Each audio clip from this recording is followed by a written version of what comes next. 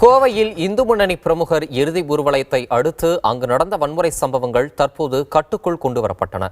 அங்கு தற்போதுள்ள நிலை குறித்து விவரிக்கிறார் நமது செய்தியாளர் மார்டின். இந்து முன்னணி பிரமுகர் சசிகுமார் நேற்று நள்ளிரவிலே மர்ம நபர்களால் வெட்டி படுகொலை செய்யப்பட்டார். இவரது உடல் கூராய்வுகள் முடிந்து இன்று உடல் அவரது உறவினரிடம் ஒப்படைக்கப்பட்டது.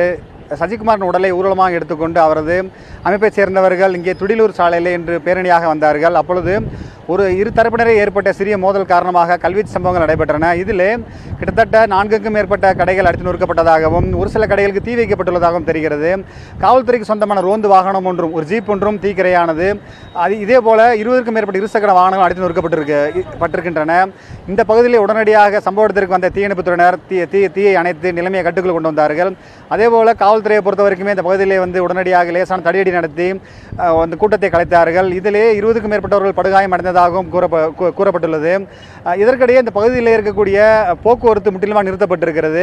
காலையிலே பணிக்கு சென்றவர்களால் இன்று மாலை வீட்டுக்கு திரும்ப முடியவில்லை. அவர்களுக்கான மாற்று வாகனங்கள் மற்றும் ஆட்டோ, டாக்ஸி போன்ற பிற வாகனங்கள் ஏற்பாடு செய்யும் பணியிலே காவல்துறை ஈடுபட்டிருக்கிறார்கள்.